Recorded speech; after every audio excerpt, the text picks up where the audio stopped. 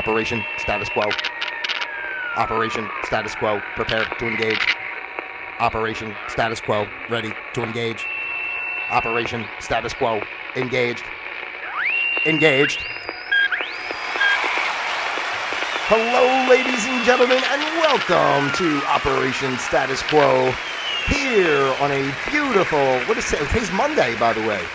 Today is Monday. You know, I'm thrown off a little bit because of the holiday, but I'm happy to have a holiday. That's for darn sure. But happy Monday to you out there. Hope you guys are doing well. I am Pete Palmer, your user-friendly host here on Operation Status Quo, broadcasting live from the comfy confines of my very own home here down in beautiful Florida, ladies and gentlemen, of course. And this is Operation Status Quo, the place where we observe the status quo of life. We learn to flow with the status quo of life. And then, of course, we create our own flow of quo, because that's the only way to go. So you know what it is, what it's all about here on Operation Status Quo is just, paying attention to what's going on in the world, mitigating circumstances, and realizing how much power we have within ourselves to make the choices that we need to make our days as fulfilling and happy as possible. And I'm very pleased here today, ladies and gentlemen, to have a guest on my program, welcoming Alaina Miller. Let me go over here. Oh, where's that button? Oh, here it is. And there she is. There's Alaina Miller. Holistic Health Wellness with Alaina.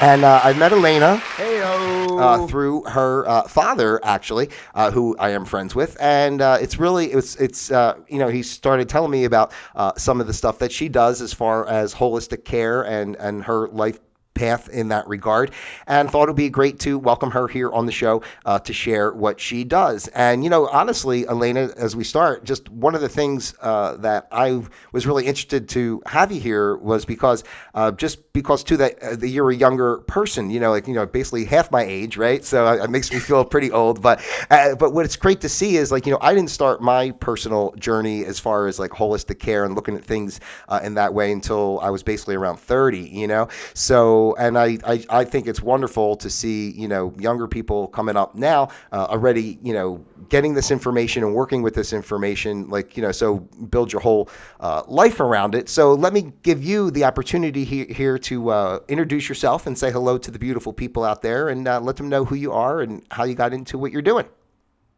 Hi, yes, I'm Alaina. Thank you for that introduction. And I'm very grateful to have discovered this world of holistic health and everything that I'm doing as young as I have, because I do know that it wasn't as accessible quite some time ago. So to be in the space that I'm in, I feel great to be here and to be educating people on what it means to be in their bodies and feel good in their bodies, because so many of us don't know what that feels like. We're not taught what that feels like. We're not taught how to listen to ourselves. We're taught how to listen to all of this external noise that is leading us in 20 different directions at one time. And it's very confusing. So what I do is try and quiet that external noise so that you can hear intuition and hear yourself, and let yourself be the guide to your own healing and to your own health. Because it really is so simple when it comes down to it. We don't need all of these supplements and things that people are trying to get you to buy. We just need our intuition and our bodies. And I love to talk about it. I love to teach people about it. So that's kind of what I do. I have an Instagram and a TikTok account. That's kind of where this started. I got into this space from my mom, who passed away from breast cancer a couple of years ago. It'll be 2 years in January. And I'm grateful, to say the least, that she propelled me into this space, because had it not been for her, I don't think I would have discovered everything I have and found my passion as young as I have. Yes, I understand that too, because even with my family, it was the same thing. My grandfather had a progressive illness that took over 7 years. It was the same thing Robin Williams had, that diffuse Lewy body disease, so it was a combination of the Alzheimer's and the Parkinson's. And anyway, he was on tons of medications and all this blah, blah, blah. It just got worse and worse, and really it was my brother, who he's also into holistic care, and he does energy healing and things like that. And, at the time he was doing personal training, and he started to research more, and really the catalyst well, obviously my grandfather's condition was the catalyst to investigate, but we came across, and I'm not sure if you ever heard of Dr. Robert O. Young. He's out in California, and he does. His book is called The pH Miracle, which just basically talks. It was the first introduction that I had to the idea of the alkaline acidic balance of your blood and how important that is for your overall health and wellness. Basically, it would talked about, sickness can't live in an alkaline environment. So if you keep your blood at an alkaline environment, then you basically don't get sick. I mean, I know it's bigger than that, but it was, so that's kind of like how it started. So obviously sorry for the loss with your mother and everything. It's a horrible thing, but sometimes these things happen in our lives. Like if that didn't happen, right, it wouldn't have propelled you to the space of even investigating, what it even means to be healthy. Yeah, of course. Yeah. So, um, yeah, I don't know. I feel like there's something positive to be made out of every negative thing that life throws your way because it's inevitable that negative things are going to happen, that shitty things are going to happen, but what you make of them and how you come out on the other side, I think is truly what matters. And Yep. I'm, yeah, grateful to have. We're now were you yourself though. I'm just saying, like when after I mean, from seeing what happened with your mom, like I'm saying, were you sick in any ways, or did you? I mean, or did you just? How did it make you think of to try to change what you were doing? Yeah, so it wasn't instantaneous. After my mom passed, I was not in tune with myself. I didn't know what it meant to feel good in my body, especially after that, going through all the grief and being overwhelmed with these things that I had never felt before and needing to process all of that. And so my body started showing me that I needed help. I started breaking out in rashes. I was really foggy headed all the time. I couldn't think straight. I was very bloated every time I ate food. I like would have these random things popping up health wise that made no sense because I had otherwise been healthy before that. And I was like doing everything I could left and right, researching, listening to people, like they did this thing, so maybe it'll work for me. And I kept trying. I felt like every option I could, I exhausted all the options. And eventually it came down to just needing to listen to myself and um, process through all the things I was going through. I wasn't in my body. I was so far removed from all of these things. I didn't know how to process grief. No one teaches you in school how to process your emotions, how to No, feel right. your emotions, how to take care of yourself when things like this happen. And so I was really lost. And eventually I found my way back to myself. And that's kind of when I started to heal, is when I listened to myself and just kind of shut out the external noise. Um, Yep. And to me, that's that's an amazing, like when I look at us as embodiments, like I look at everything as energy. We're embodied in this life. You're Alaina, I'm Pete. In this part of it right now, right? But I'm just saying we're all in our bodies, and we don't think of it that way. Oh my gosh, my thought went right out of my head. I don't know why I was going down the path of trying to say. We don't realize how much the energy plays into it. And that's what I wanted to say. I wanted to say how amazing it is. I think this about myself, how amazing it is to even have the awareness to get to that space, right? Because like how many people go through life and they don't even have any level of thought process to maybe kind of observe themselves as opposed to just always in that present, always being locked into tunnel vision. I'm this is me, this is my life, this is what life is, this is what I do. And instead of, and that's what I like to talk about here a lot on the show, is try and just observe things from different perspectives, and not always locking it all into I don't know, I just think it's a great gift. It's like, because there's so many people that you have this conversation. It's like it's like a blessing that you even had the spark of whatever it was to get you to be able to see it in that different way. So I'm always thankful for that, myself personally, and what you spoke on as far as your emotions and stuff, and processing through. And I think one of the biggest things people don't realize a lot of times is really how much our emotions and our energy and our basic our energy, how that plays out physically and manifests into sickness. Like I don't necessarily think, I always think whatever sickness happens, if anything happens, if my shoulder starts hurting or, something simple like that, I could think to myself, oh, I might be holding a little bit of tension, or what am I worried about? Like, that is messing up my frequency and my vibration, that it's causing a blockage somewhere where that pain is developing in that space. So I know people don't think of it that way. Oh, my shoulder hurts, I got to go get an MRI, and you know what I mean, and all this kind of thing. But it's so empowering. That's one of the, like, I love to have people like you on to speak on this type of stuff, because it's just so empowering to know how much power we really have over our bodies, instead of just throwing it away to the mainstream medical system, which is what they're doing. So Yeah, that's not something we think about. We don't think that our emotions can make us sick or have that big of an effect on our bodies. We always think, like you said, oh, we go to the doctor, get an MRI, take a pill, fix this problem, and we don't realize, like you said, everything is energy. So our emotions that we have, if we're storing them and we're not releasing them, that's energy living inside of us that can cause things like, your shoulder maybe hurts, or you have bloating, or you have kind of like a foggy head, right. depression, Yep. anxiety. Mm-hmm. Yeah, those are just as important as the food that's on your plate in front of you at every meal. Right, absolutely. So now, how long have you been doing what you're doing with this project that you got going on, Wellness with? Is that the official name of your business, like, Wellness with Alaina? Yeah, yeah, I thought about changing it because it's very simple, but No, simple's good. That sounds nice. Wellness yeah. with Alaina. I was able to remember it. Yeah,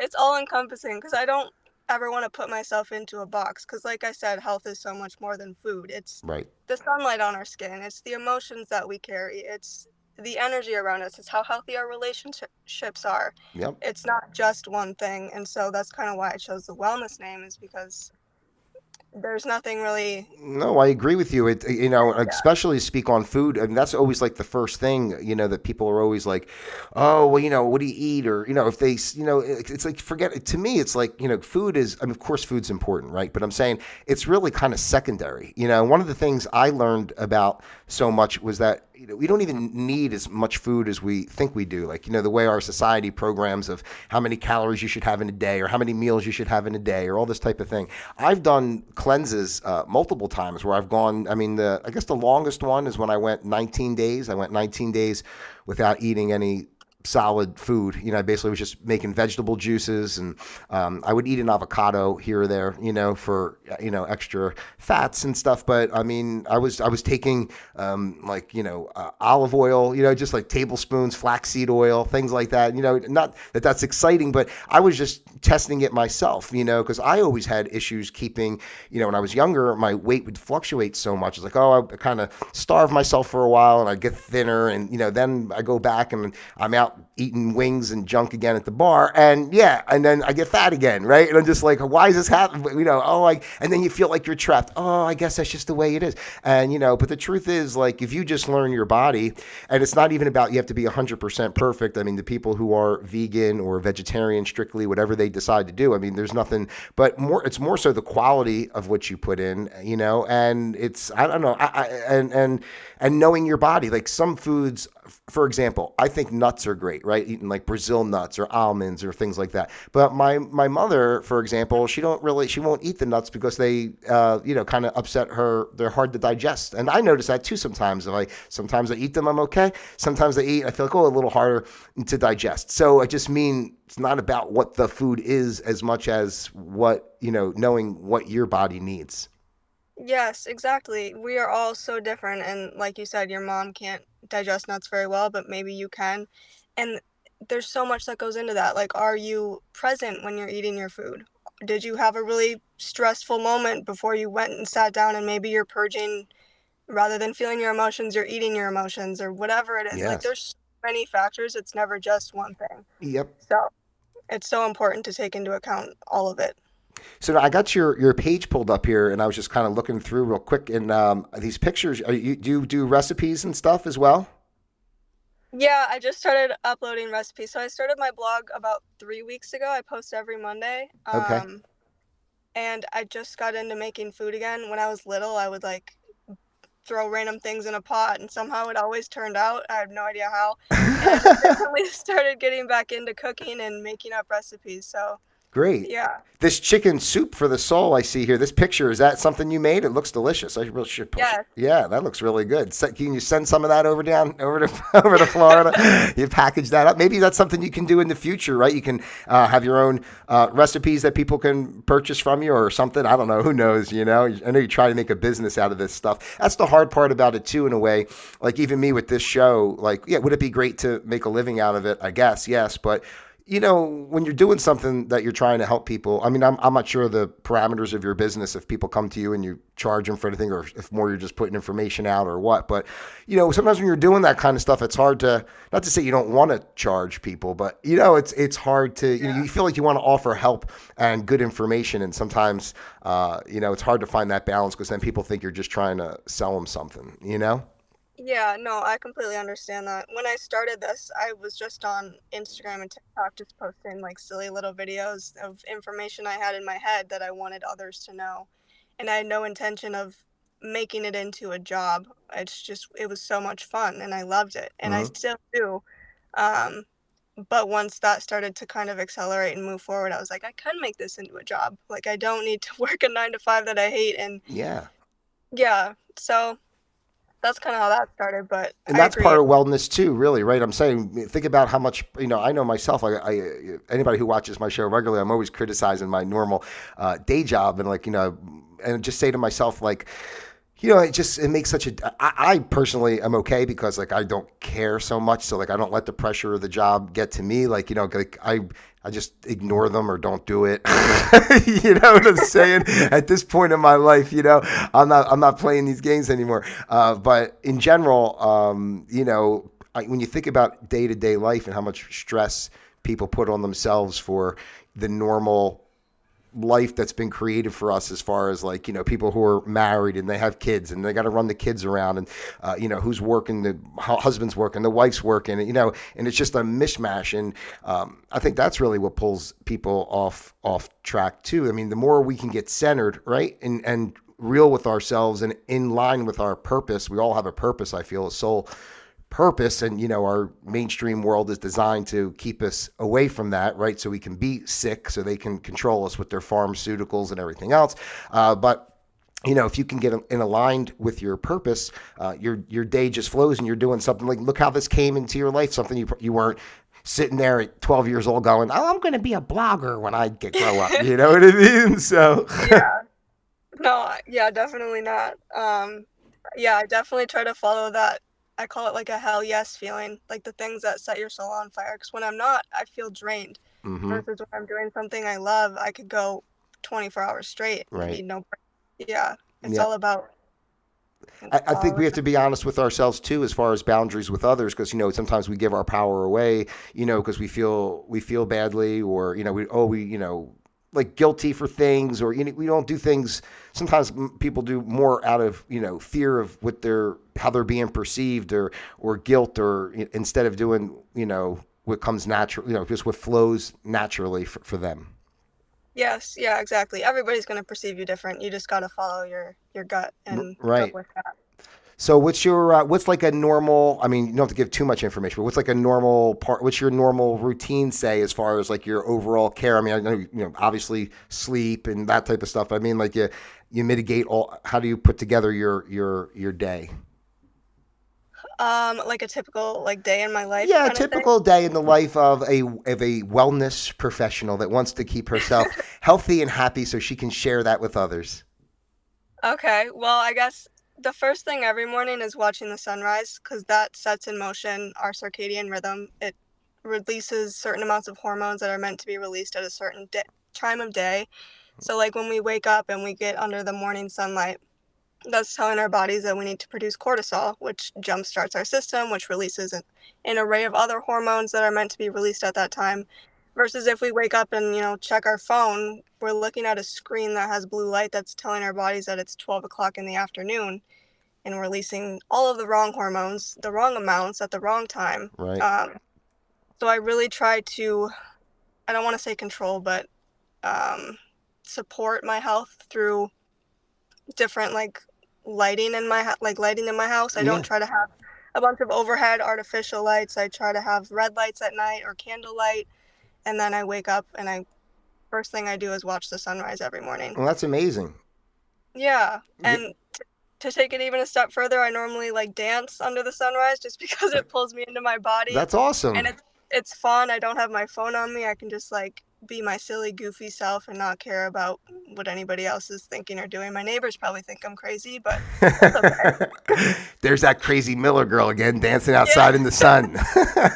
yeah, yeah, Well, it's funny you said about not taking your phone because I do the same thing when I go for I usually do a walk, first thing in the morning, about 3 miles, and I leave my phone behind and I just, I want to listen to the birds. I want to watch whatever, so much wildlife down here that it's amazing every day between the ducks and the, I don't know, there's just so much stuff to see. And I'm yeah. like, I don't need my phone. I watch people walking their dog and they're not even looking, the dog's all over the place and they're just like buried in their phone. I'm like, my gosh, put the phone away for 5 minutes. Yes, exactly. I always think of it as like all the notifications you get on your phone, like picture those are actual people entering your space first thing in the morning. Would you allow all of those people into your bedroom right away when you wake up? Like if you have 5 emails and 5 text messages and that's 10 people, you just let into your space right away.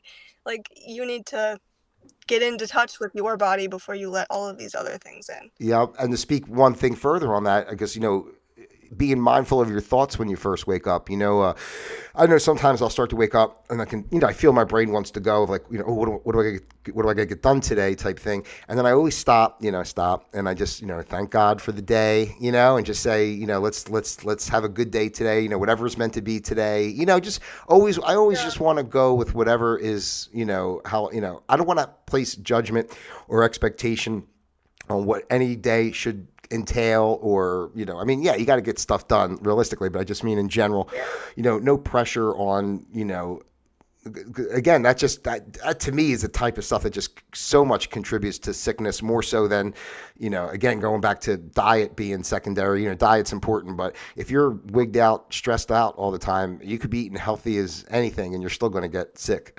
you know Yes, yeah, exactly. Our bodies prioritize safety over anything else. So if you don't feel safe in your body, you don't feel calm in your body, you can't heal. mm-hmm. You, like you said, you can do all of the other right things, but until you feel safe, you're not getting anywhere. Now, I would guess though, on your diet side of things, you're mostly fruits and vegetables, or at least, or organic, or foods. I even say this too with meats and all. Like, so I know some people don't eat meat, but whatever, it's no problem either way. I've gone through phases where I have and haven't. But when I do, I like to always, like, fish. I like to make sure it's wild caught, or try to get a chicken that anything but Purdue, like none of these like brands like that. I try to get something that I at least think maybe had a chance to see the sun for a couple hours before they killed it.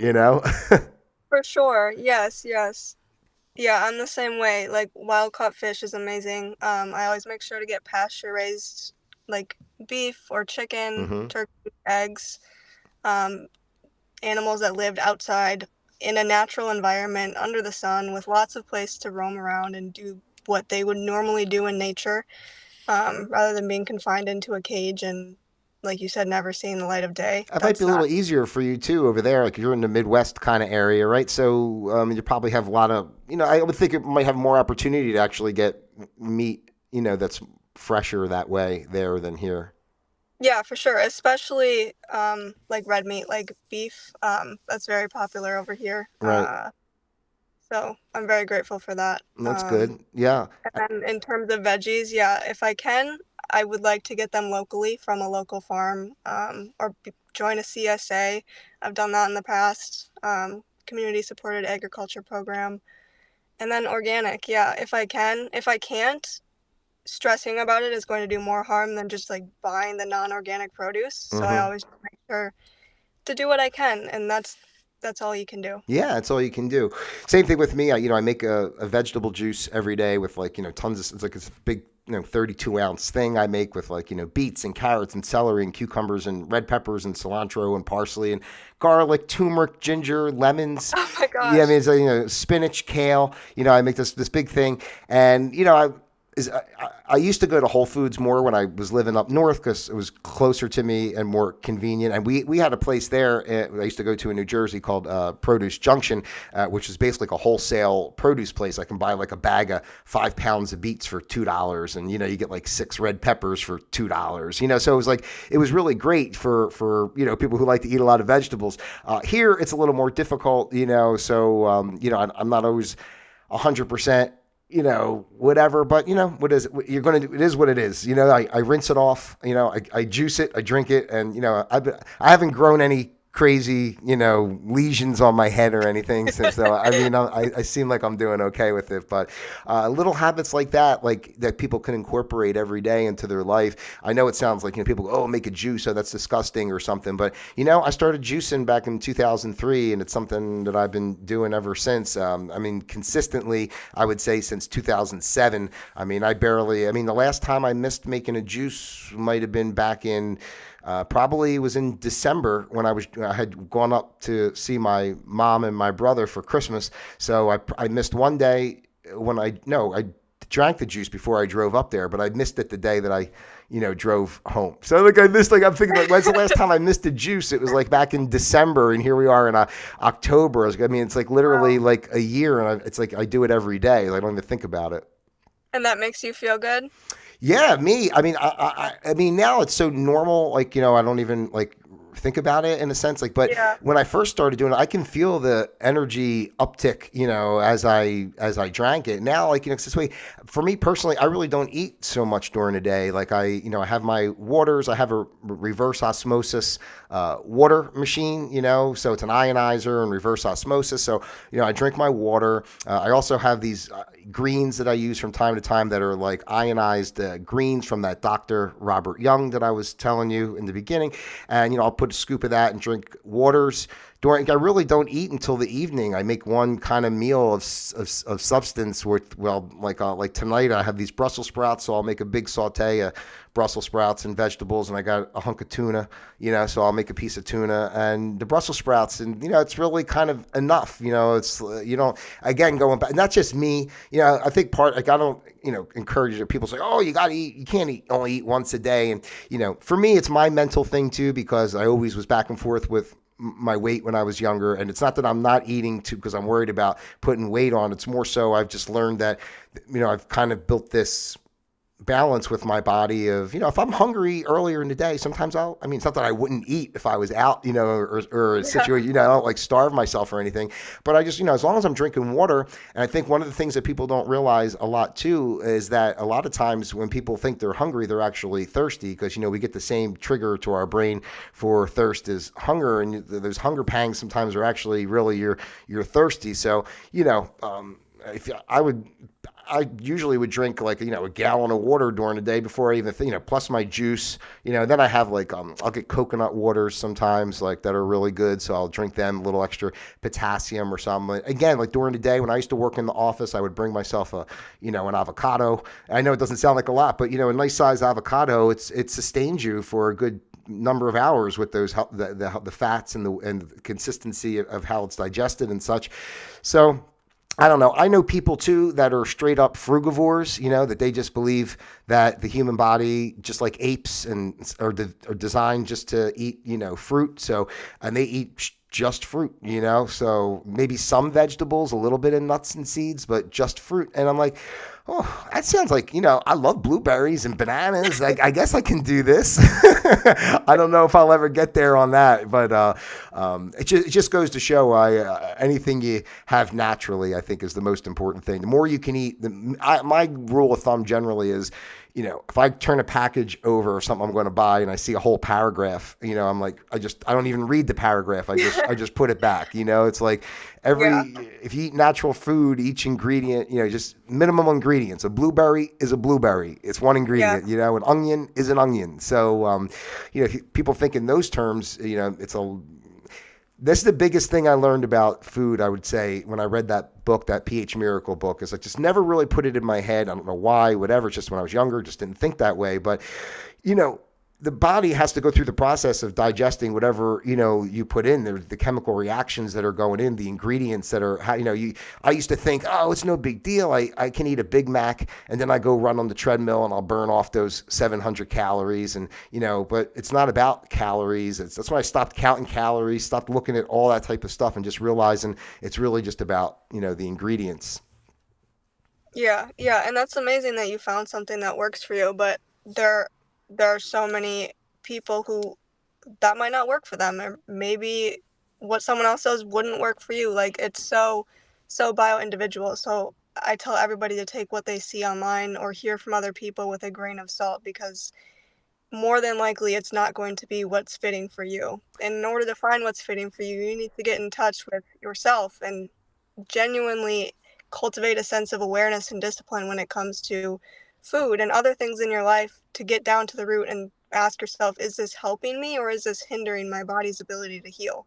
Right. That's such a huge thing. Yeah. Yep. And one other thing to mention is detox. I think detox, like people don't, that's another thing that was really big that I realized, like everybody's always worrying about what they're eating, what they're taking in, but are you ever thinking about what you're getting out? As far as like, like I have a sauna here. I'll sit in the sauna, multiple times a week. Even though it's Florida and it's hot, I still go sit in the sauna and sweat some more. Anything you can do to, get things, because your system, you have to flush it. You have to keep flushing it. So I don't know. I just think detox. People don't think about that as much either. I think it's really an important aspect. It's one of the reasons I love teaching the yoga classes that I teach, because not only is it hot yoga and you sweat and you clean your body that way, but it's also a mental cleanse as well. Because the detox, obviously, like you were saying in the beginning and stuff too, it's not just the physical aspect, right? It's the emotional and all that too. And so meditation, all those type of things are like what you're doing, dancing in the sun. Like that's like basically like a nice morning meditation ritual that just like puts you, like you say, in line with what's going on. So excellent, Yeah. excellent. So what else you got? Anything else you want to share with us here today about what you do or how people can reach you, or anything, any other topics you want to get into before? I don't want to hold you too long. It's been about a half hour, so it's whatever you like to do. Okay. Well, I do just want to touch on the detox thing. I think it's really important to note that when we're taking care of ourselves, our bodies know how to detox, right? Like that's what they're designed to do. We have our liver, that's what it's there for. So if we're sleeping through the night every night, we're getting quality sleep, we're eating good foods, we're taking care of ourselves mentally, our bodies are really good at detoxing on their own. And like tools like infrared saunas, hot yoga, those things are great to help speed up the process, to help take it even further. But I don't think we need those things. Our bodies are very intelligent. They were designed to take us through this life, and to do all of its natural processes on its own. And all we have to do is support it in doing that. Yep. So, And I agree 100% with that. And the only caveat to that, I feel, is because our current world is so, for lack of a better term, poisoned, with the air quality, the water quality, the food quality. That's the only reason I'm a little more stringent about the detox aspect, because I agree with you 100%. Like, I totally agree that, the everything is designed in perfection, within, nature. So if everything, was lined up the way it should be, I think but I also think sometimes it doesn't hurt, just because of our current, conditions of the world to, and plus myself, like I don't do everything perfect. Like if I, like I enjoy, a cocktail or something, so if I didn't drink or, maybe have a few habits that, are not 100% the best, maybe I wouldn't even think about detoxing, just think, oh, I had that. It's not the best for me. I should do a little extra detox, you know? yeah, yeah. I don't know. Our bodies are beyond beyond intelligent. They're beautiful. Yep. But I do agree. There are circumstances that things like infrared saunas and yoga and other forms of detoxing can be really beneficial. But I always stress that you don't need those things. People get so caught up in, I need to buy this and I need all these supplements and I need X, Y, and Z, and you don't. Right. It it's so simple. Like it's so simple. No, I definitely agree with you. And like we just said before, like certain things not everything's going to be right for each individual. And the beauty Yeah. of this whole idea of holistic care is that, it's not just one thing like, oh, what do you do? It's not what I do. It's like, what are you prepared to do? Because like all the tools are out there. And yeah, maybe some people do detox. Maybe some people don't. Maybe some people do make a juice and some people don't. You don't have to do all those things. Like I think the most important thing, if you want to break it down to the most important thing, is to not be stressed, to live true to your heart, to have space, to be able to keep yourself calm.